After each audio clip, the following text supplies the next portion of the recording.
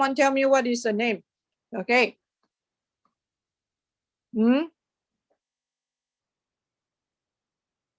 Gerald, I told you already, I record down your name. Gerald, can you tell me what is another name for this? What is another meaning of this? What do we call it? Gerald? I told you already, if I call you, you didn't respond to me, your mark is 1 mark down. Gerald? Yes? Can you tell me? What do we call this?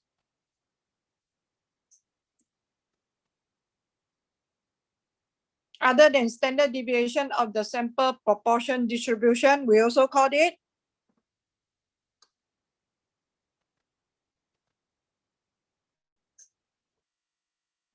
Gerald, answer me.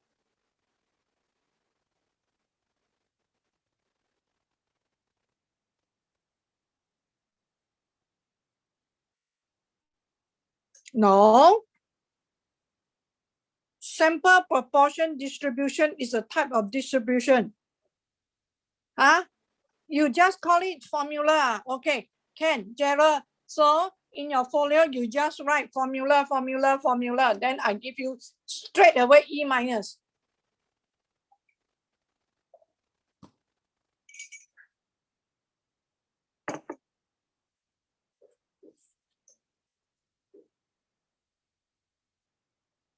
I'm telling you, you don't play a joke with me. I tell you, I straight away give you E minus if you didn't use the correct term.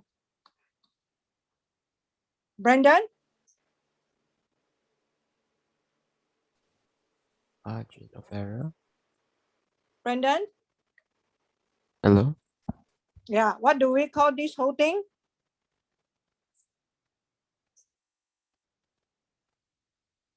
You don't know, then you get E minus for your folio. I told you how important is it already. When we learn about mean, I told you the meaning of this already. So for proportion, also the same thing. Yes, Brandon? Margin of error. Okay. Brandon, if you talk about margin of error, that means this is your point estimator. The highest you can go here, this is called margin of error.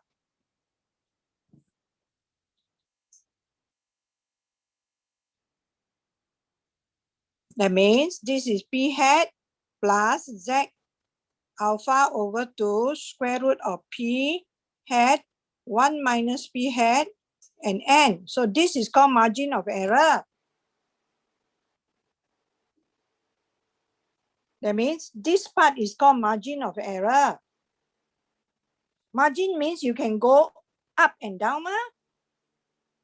The furthest you can go, the margin. That's why we call it margin.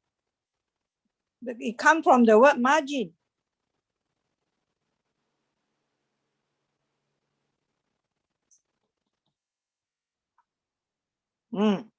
So margin of error, this whole thing.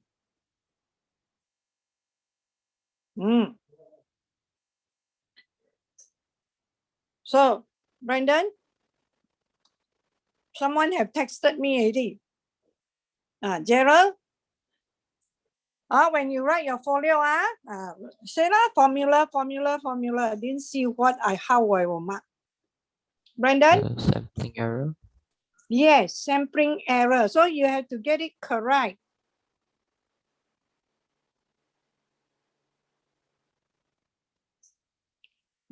Gerald, you promised me, you said noted, okay. So whoever, when you write, you have to tell people, this is what. So what is sampling of error? Sampling of error because we say every sample is an individual. They will give us a proportion, sample proportion, which is vary from each other. That is called sampling error. The error that we will obtain. The error, that means the difference of the sample proportion from the population proportion or from each other. from the population proportion that is due to sampling. It cannot be exactly the same, correct? So I cannot expect all my students are exactly the same. So there's some deviation, there's some variation. So that's why we call it a sampling error.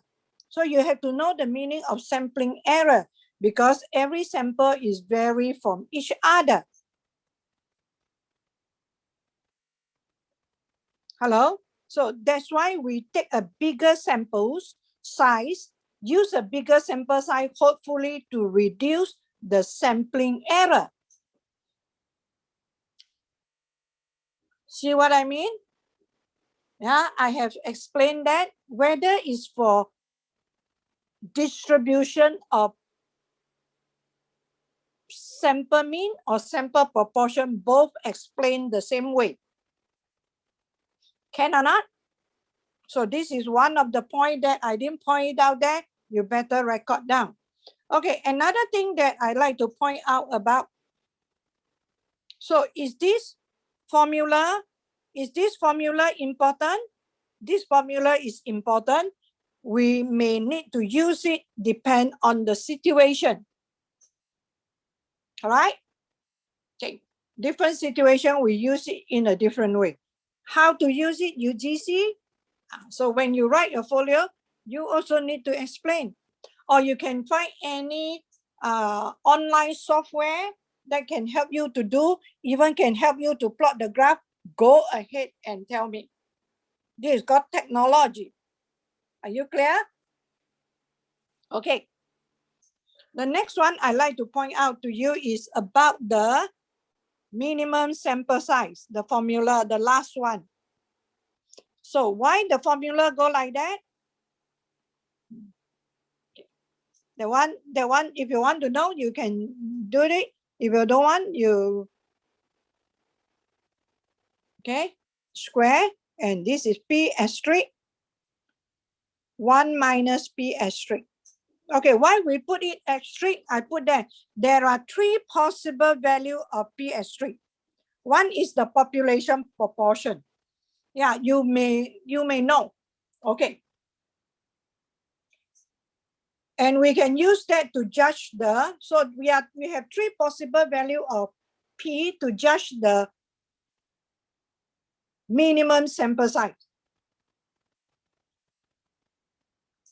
And I say that if you put this like a quadratic equation,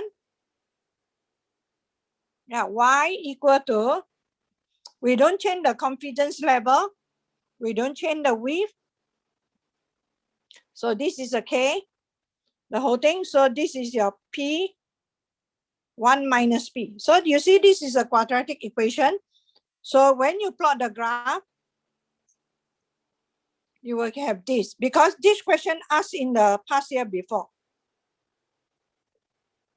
So you explain the relationship between the sample size and the proportion is a quadratic equation. So the highest turning point happen when P equal to 0.5. So the value of P is between 0 and 1.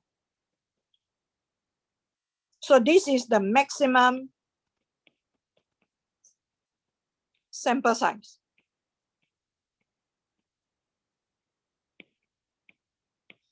So why don't we always use this? Because if we use a lower sample size and we can achieve what we want to do, so why must we use the highest sample size whereby we waste money, waste time? Correct? So if the question, why don't we just every time stick to the formula as this?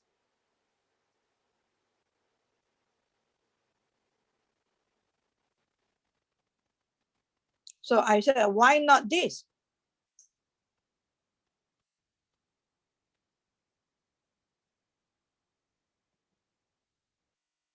So you explain. How you explain? Because this will result a maximum sample size. Okay. Which, if the sample size is too big, then we will have waste our time and waste our resources. Yep. So that is how you explain. Why not? Okay, then sometimes you have both P, population proportion. Like for example, I got a population proportion. I say proportions of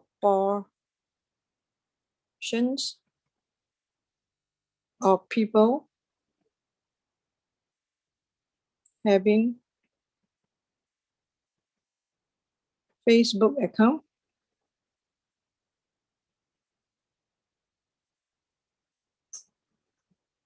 in year 19.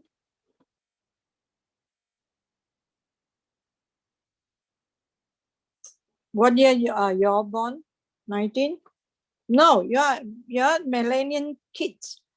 1990 is okay. This is a proportion. So is millennial kids. That's why naughty.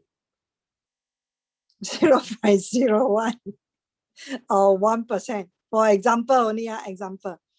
Okay, for example only. Okay, a proportion of people having Facebook account in year 1990 is 1%. Okay, this is a population. Okay, so now I want to find the minimum sample size. Okay, find the minimum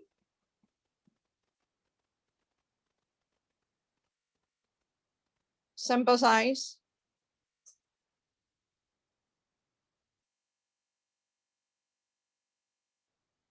at 95% confidence level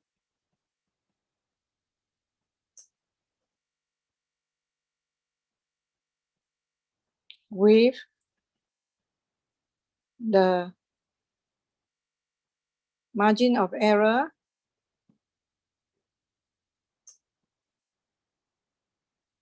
within 0.05 or 5%. Okay.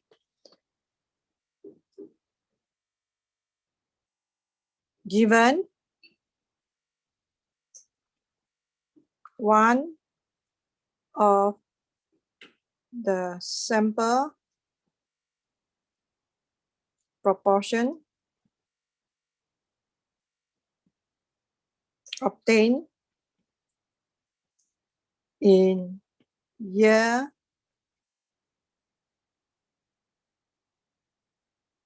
2020 is 90%.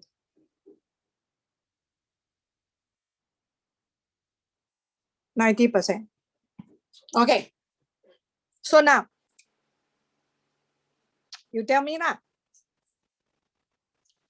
When you find this sample size, okay, when you use this formula to find the minimum sample size, so 95% confidence level, what is the Z alpha over 2?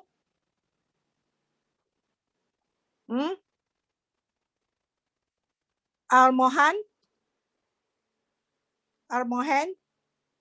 what is the Z alpha over 2 here?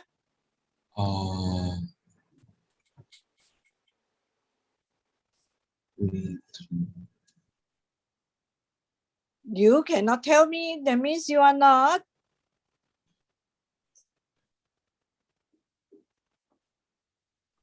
Hurry up, you have to tell me. I tell you, you have to know this chapter very, very well. If not, your 20% sure fly. Fly to where? I don't know. Fly to Australia. Faster. Amahan? I'm not quite sure. Yes. You cannot say not very sure. Just now you see how good Gerald is.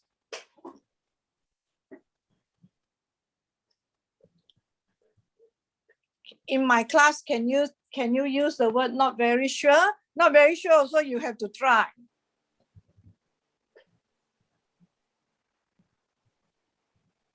You don't run away from answering. Gerald, you keep answer my question, even you don't know, you understand or not? That is what I want from my student. You see, I didn't scold you, but I want you to give me the answer. That's it.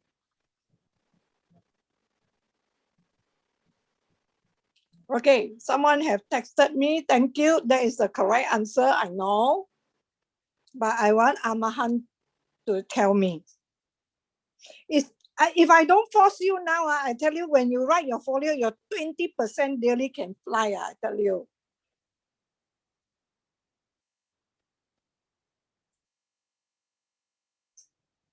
Do you know those who fail your SAT? Let me your class. Let me show you. Let me show you. You give me 1 minute. I tell you those who potential failure.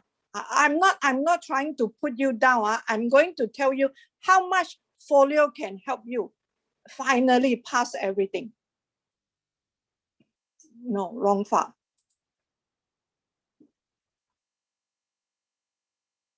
I read down your name is not to put you down. I'm telling you. Okay, your class, there are a few. I tell you, those who are at the margin of C, you will receive your report until S85. Okay, those who get C. And those who get, there's one, Wenshen got. Okay, Wenshen, is it from your class? Is it Wenshen your class? Wait, oh, this is not your class. Kaidrik Mikia is not your class. Pamisa, Renard is not your class. Renard no more here. Hey? No, your class good, None. Oh, none in the Sinli. But those at C, you have to be careful. I tell you. And those are in the B. Okay, if you want like B plus, correct? If your SAT work a bit harder, then you can. Oh, Gerald. Gerald is who is Gerald? What is your name? You always give me your English name, but your English. Gerald, may I know what is your name? Your full Chinese name, Gerald? Cheng Ziming. Okay, Cheng Ziming. You are okay. You are at the B. So if you are, like, for example, all your SAT, you can't pass, but you are at the D, right? If your folio is okay, you can pass. You understand what I mean? So I really want to help. That's why you see I put in so much effort. Okay, never mind. Don't talk about that. Okay, Amahan, tell me, what is the Z alpha over 2? The rest who are in the class, you better go and find. Amahan, you try, please. It's a number. Can you give me the number? If I say 95% confidence level, different confidence level have different value. Almahan, can you please tell me?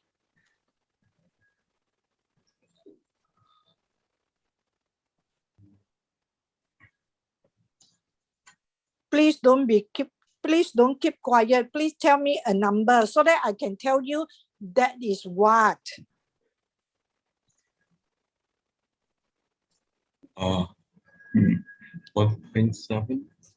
Yes? Is it 1.7? 1.7. Okay, Amahan, can you explain to me how you get 1.7? How you get this? Based on the 95% confidence level. How you obtain this value from 95% confidence level?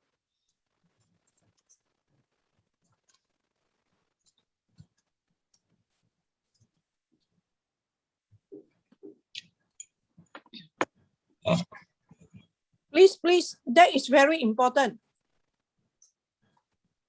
And when you write your folio, good. Now Gerald, very good boy. Okay. When you write your folio, you also explain. So these are called, these are the things that how the formula come about, how you get the value. You don't just write down the formula because you are explaining to people how that formula come about. Okay. So Gerald say use inverse norm. Good. So you can put that in any place when you try to come up with that formula that time.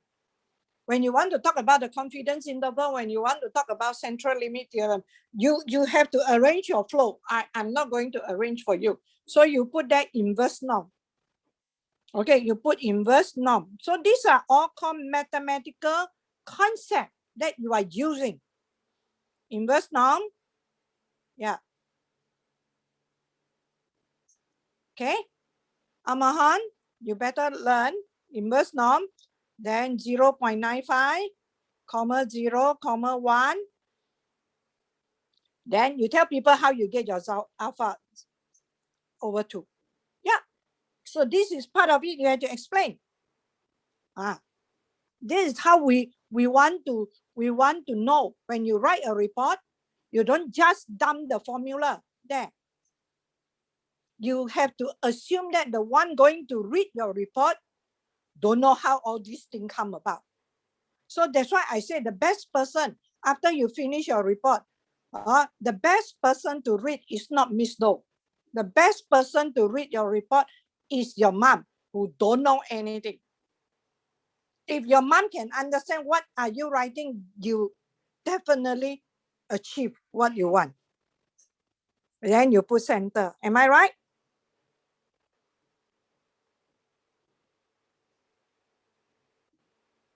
But if your mom is a math teacher, then different story. You don't let your mom read. Your mom should know. Okay? Yeah. If your mom is actuaries, this thing is nothing to her. You can even ask your mom or dad to help you out in your folio, in the sense that they can get statistical data from their field, whatever field they are in. So you can involve them. So this is 1.96. All right. The width, okay. May I know what is the width in this case? What is the width in this case? Okay, Adriana.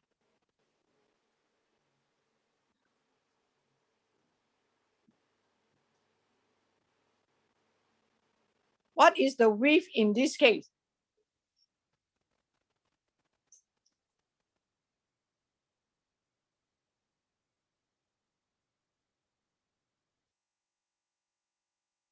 Okay, Adriana says 0.5. Adriana, how do you get 0.5?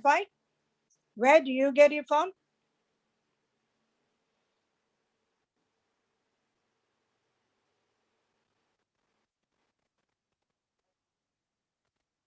Huh? Okay. From the standard deviation? Standard deviation is the sampling error.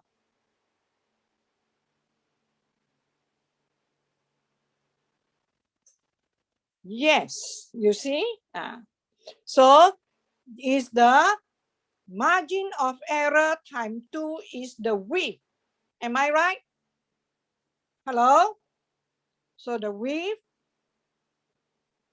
remember this, you can tell people that also, width is 2 times the margin of error. So I just put pieces here and there. When you write, you don't suddenly put this, suddenly put that. Your thought of flow must be there. So it's 2 times 0.05. So now we have to decide. We have 2 proportions. Am I going to use this? Or am I going to use this?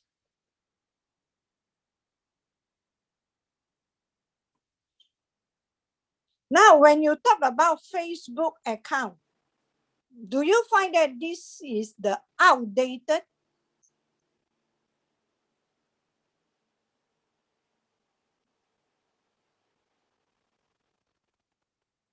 Do you know that this is the outdated information, Eddie? Correct? So when you decide to choose which one to put in here, you make sure the data that is outdated, we try not to use it. So we will put 0.9. Are you okay? Are you okay? Now you understand what I mean? But in the exam, let me tell you, writing report and exam are different story, but in exam, you use whichever one, I still will give you mark. You can use whichever one you like, I will give you mark. You put 0.5, also I will give you full mark.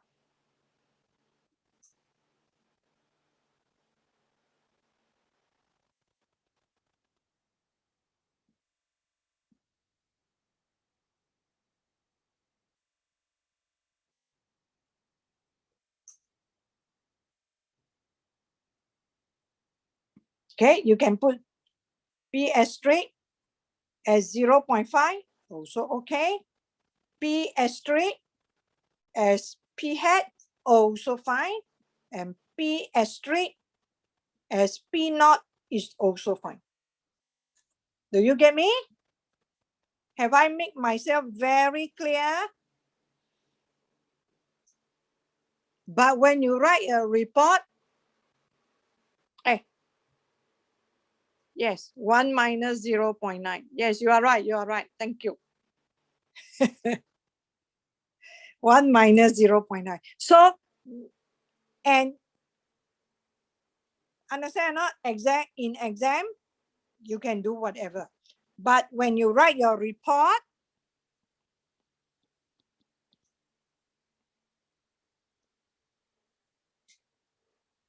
you have to give me some explanation why you don't use P naught.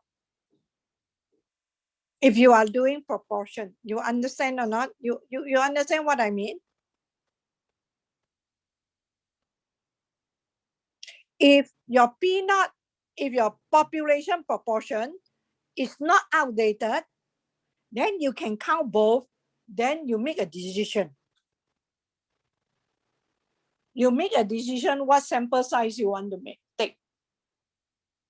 So I'm giving you some idea how to make sure you can write 15 pages.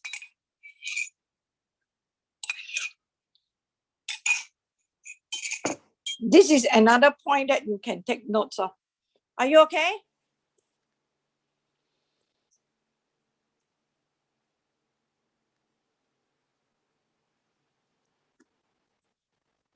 Hello? Okay or not? Okay, huh? So now I think everyone, roughly you have some idea how to do it. So what you need to do is, when you write your report, correct? Okay. You don't be too ambitious, want to figure out everything in your mind. Then only start to write. You have some idea already, because nowadays you have computer, not like my time. If we type wrongly, we want to change, we have to type right from the very beginning. For you can just type out your idea. Then you read through again, then you slot in again. You yourself make it better and better. Don't wait until everything is in place, then only start to write. Are you clear? You can now try to have the skeleton already. Then you just slot in. Whenever idea comes, just slot in, slot in, slot in. Then after you have slot in everything already, then only think of the flow. Then you can finish the report pretty fast. Don't keep thinking of how to flow. Never mind, whatever idea got, just key in first. You get me? Because nowadays you can cut and paste. Like when I set question also, whatever idea, suddenly I sit down there, I think of some idea, correct? I straight away go to my test paper, I straight away type in first. Or I jot it down. Then when I set my question correct, I know, okay, this question is suitable for me to ask that, so I straight away. So that's why this report is not done by, you cannot do last minute work, you will kill yourself, I tell you. So whatever I explain here is also some idea for you to when you talk about minimum sample size. For proportion, you can talk of this part.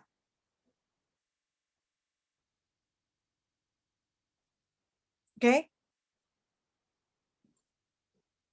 Can I not? Okay. So on that note, that means the whole thing I've completed. Okay. So now I want to try to discuss one of the question for proportion with you. Okay, that is under 9F.1. Okay. Now 9F.3. 9F.3. Okay, let's do the last question. The rest of the question you can try to do. If you have any problem, you just text me. I will try to explain. Yeah. Can we go to page 291? Okay. So from now onward, and one of your friend asked me, got S86 or not? Do you think got S86 or not? Hello, student. Of course. Okay, where you find the S86 practice test? Where is the S86 practice test? You tell me. Where can you get it? Times. So the question is there. Sure got S86. Okay, let's look at question 8. A motorboat dealer claims that 85% of his customer will recommend his boat to their friend. So what is the population you are talking about?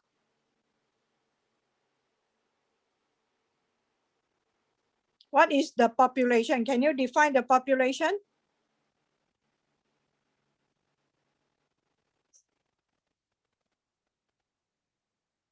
Hello? Yeah, customer from this boat dealer. Am I right? Okay. So what is the claim?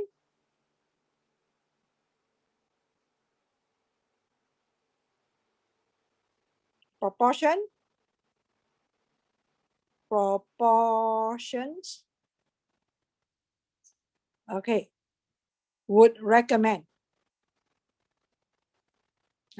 Would recommend.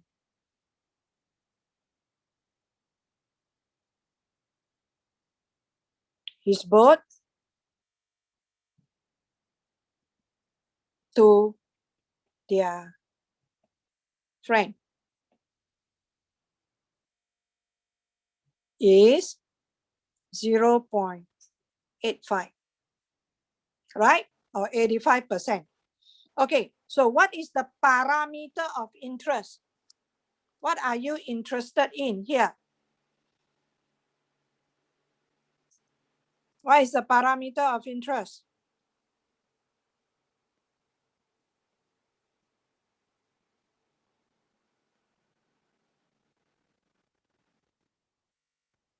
Okay, what is the parameter of interest? Okay, let me pick.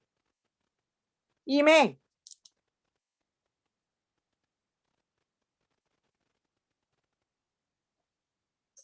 What are you interested in?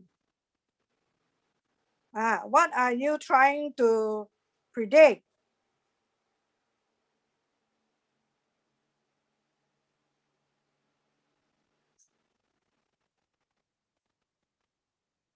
Hello, what is the parameter of interest?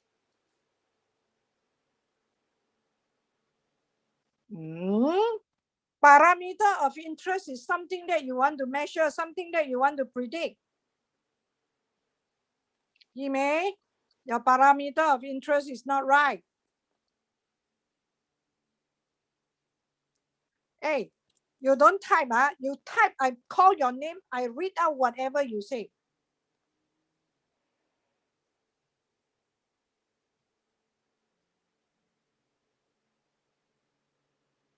Okay. Okay. You may say the parameter of interest is out of the 57 customer. That is wrong. What are you trying to study? What do you want to find out? That is called parameter of interest.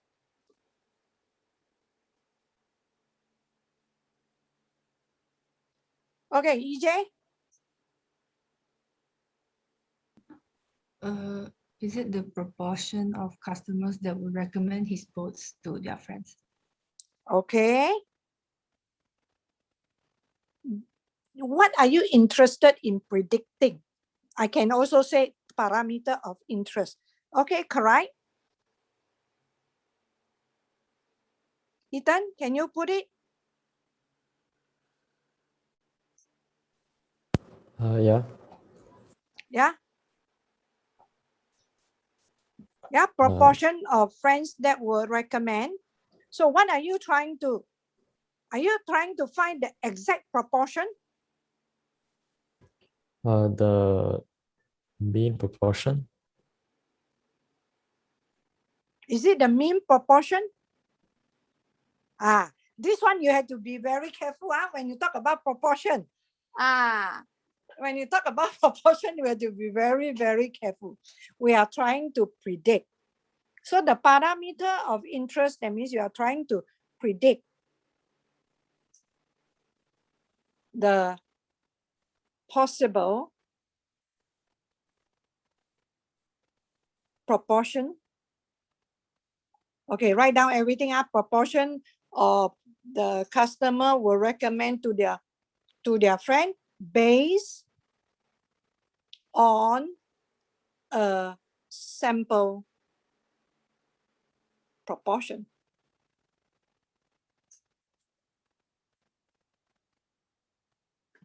For mean, you are trying to predict the true population proportion, population mean. You are trying to study, right? So this one, you are trying to predict the possible proportion of customer that will recommend to their friends based on a sample proportion. So that is your parameter of interest. You are interested to make a prediction. You don't know what is exactly. So that will give people a better idea. So that's why you go and collect, you study the distribution of sample proportion.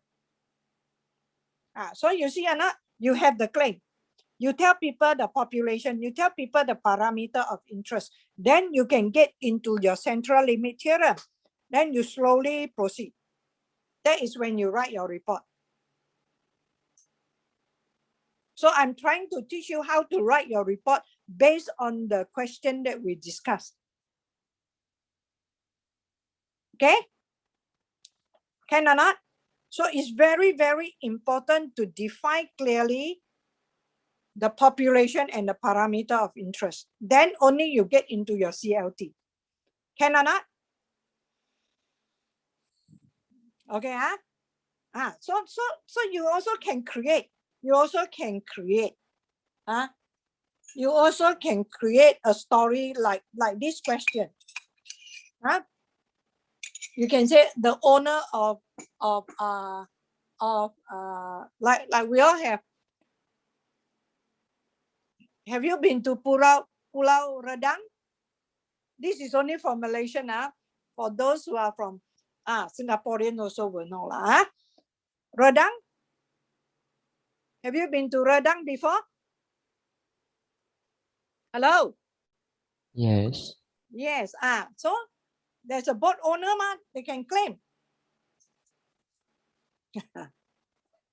Okay, so you come up with your own story. So try not to be something that is like you can find the data from the internet, because people can verify whether whatever data you give is right or wrong. So I will advise you, up to you lah. Okay, so let's go to part A. So we know that in this question, our sample size is 57. Our X is 45, correct? So construct a 95% confidence interval for proportion of customer who will recommend the dealer. Okay. So you use one prop Z interval. Yeah, please key in to your calculator. Stack, test, go down A. Key in 45, 57, 95% confidence level, answer.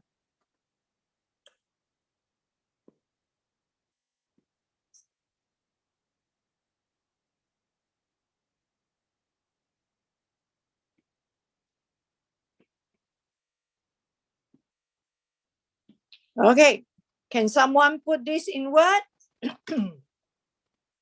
Can someone put this in Word? Rachel? Rachel? Rachel 1. Put this in Word, please. Rachel, I call you one more time. 1 mark down. Rachel? Yeah. Thank you. You see? I become a very bad teacher. Okay, Rachel, put it in words.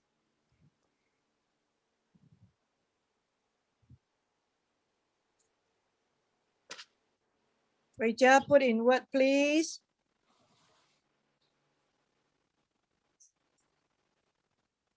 Rachel. Yeah. We are. Rachel.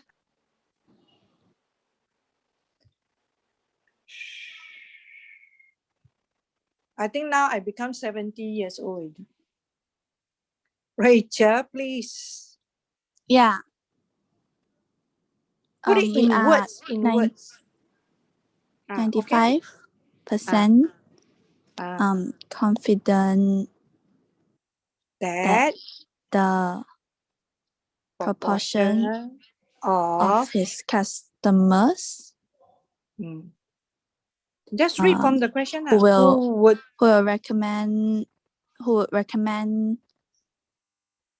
the dealer to their friends will have a lowest proportion of 0.6836 and a highest of 0.89531. Rachel, whatever said in front is correct. But do you see the beginning of that one? Miss Do said everything's about proportion. You must state in what? Percentage, okay? Oh, okay. So you have to be, if not, exam, I really mark 0, no? Ah. So whatever you say is correct, but please state as percentage. Understand? Can go as low as 68.4% and as high as, yeah, as high as 89.5%. Can or not? Remember that. Okay, thank you. Okay, now, does this support the dealer claim? Does this support the dealer claim?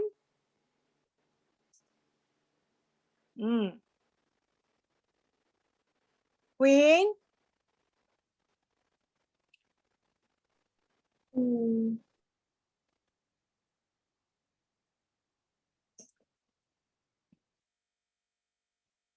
Pastor, Queen, tell me, does this support the dealer claim?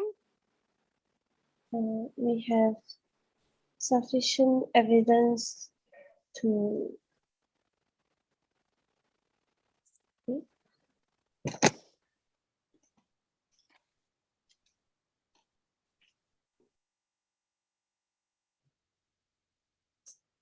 Okay, if the question sound like that, okay, you say first, you say first. I keep my mouth shut first.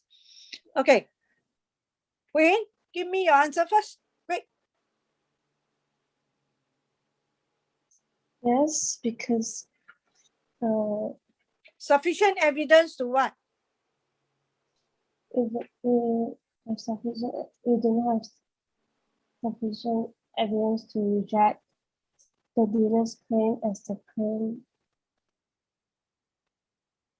has 85% of his customer that will recommend the boat to their friends and which lies within the confidence intervals. Okay. Okay, you can answer like that. It's not wrong. Okay, but you can also start with, because the question said, does this support the dealer claim? The answer, yes, this evidence support the dealer claim because the proportion of people, okay, 85% of the customer will recommend to their friends is possible to happen, as is lie within the confidence interval. You illustrate like that, then you set it up. Okay, now, if I have a claim like that, okay, the dealer claim that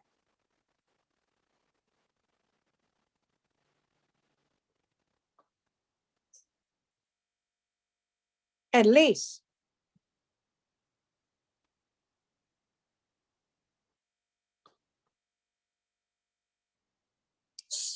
%60 or 70%, at least 70% of his customer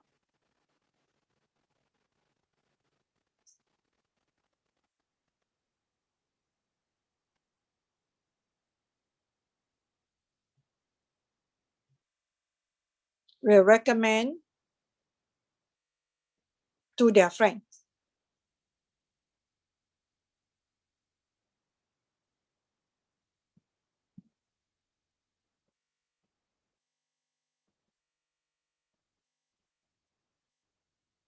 Okay, so do you think? So you see, you can put different claim.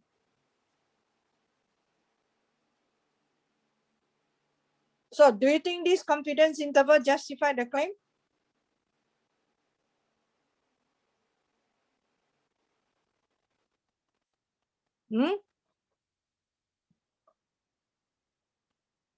Actually, wait, Ethan, give your answer. We have sufficient evidence to reject the claim that at least 70% of the dealer's customers will recommend the dealer to their friends, as the lowest possible proportion is 68.4%, which is lower than 70%. You see? So we have sufficient evidence to reject. Okay? Can or not? Okay, now let's look at part B. Okay, out of 57 customers, what is the lowest number of customers who have had to deny they would recommend the dealer to their friend before the claim would be rejected. So now you see, this is your 85%, correct?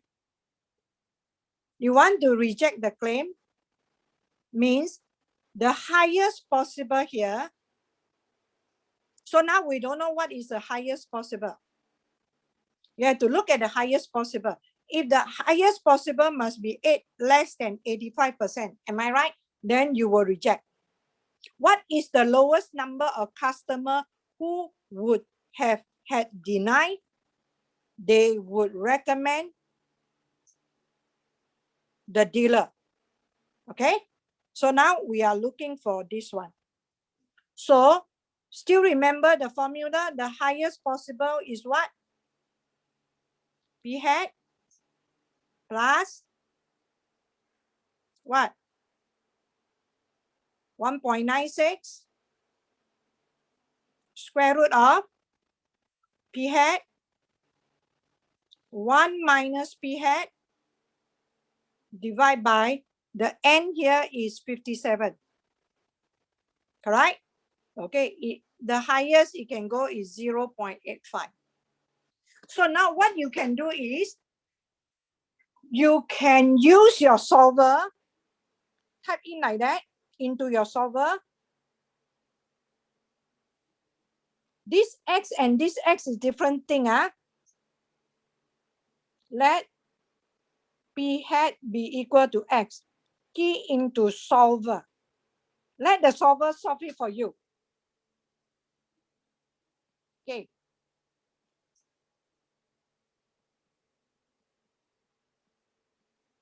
Equal to 0.85. Okay, you use solver, then you see, then you check the answer from the back.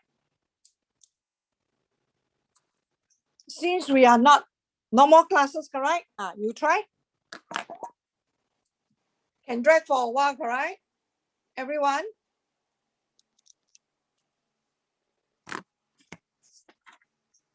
You use solver to solve.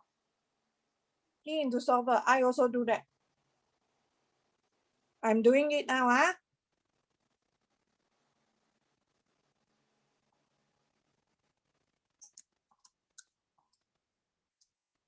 So you can create something like that also in your folio. Then you tell the examiner how you use solver to help you to do.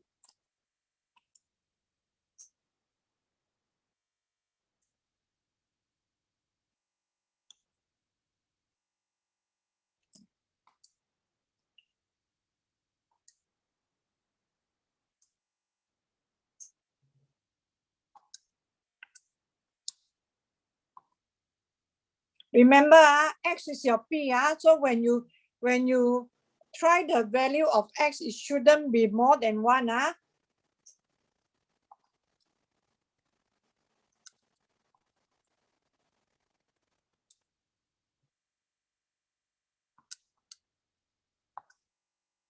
Alpha, enter. Okay, someone have got the answer so fast. Okay, I see whether your answer and my answer is correct or not. 0.7. I got 8. Wow. Oh, I typed in wrongly. I typed in 89. So you are right. I'm wrong. You see, that's why I say Miss Do always have 85. Okay. Yeah, you are right. So I got my P hat, which is my x over 57 is 0.735. So my X will be equal to, so I times with that 0.735 50 times by 57. So I got 41.895. Okay, so I want to know. So look, if you don't know whether to round up or round down, correct? Okay, look here. Let me erase this first. If you don't know whether to round up or round down, what you can do is you can use your GC to check. Okay, so now I check.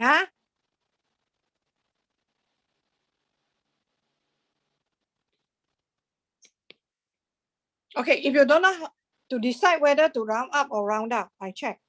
Okay, if X equal to 41, N equal to 57, so I get my confidence interval. So please go to your calculator and get the confidence interval.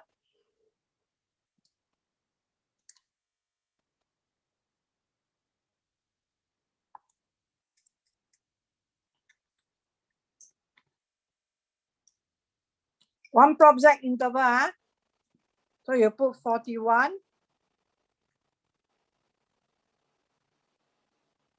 Then 57, then calculate. So I got like that. 0.602 and here is 0.83. Okay, if I use X equal to 42, my N is 57. So we check, never mind, you can check. You go to your one prop, you change to 42. Okay, then everything remain the same. You see, if 42 is above already, 85 can happen.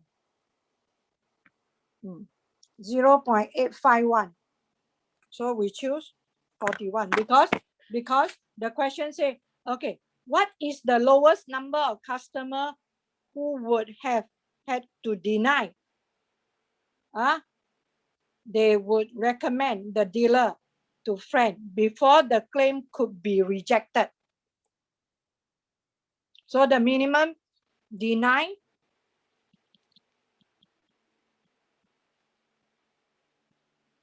will be equal to 57 minus 41. 57, clear. 57 minus 41. So you get 16. Clear? If you don't know whether to round up or round down, you just check please. But this case definitely is round down. So you don't have to worry. You got your graphic calculator, you can check quickly. Yeah. So you even can write in your report. You can even write in your report things like that. So you don't have to know whether you are going to reject the claim or not. You don't have to find a confidence interval. You can just check based on the number responded. You get me?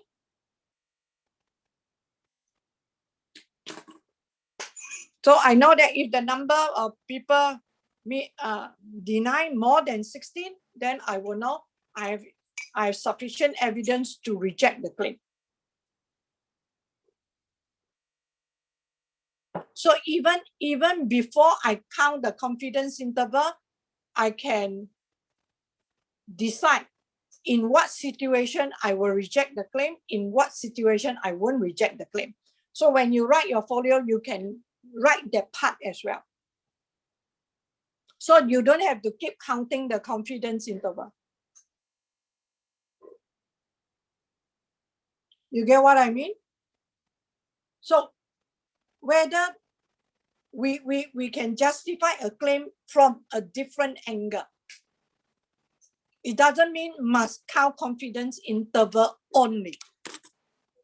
So this is under your discussion that you can under your discussion, you can discuss that, okay, this claim will be justified based on the data observed by using this method, then you can. So you can lengthen your report. Then people will see that, oh, this person got think, justified the claim, yeah, can use by finding confidence interval, or there's another alternative of doing it. So we are looking for all these alternatives. Are you clear? Okay. Take note of this. That's why I want to discuss some question with you so that they can give you some idea of how to link every part of your report. Okay, we are 10 minutes over time. Yep. Got it, class? Okay, thank you. Thank you, Mr. Yeah, Thank you, Mr. thanks.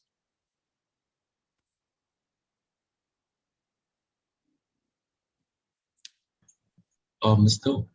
Yes. For the confidence level in the checking part, I got a different answer. What do you mean you got different answer? For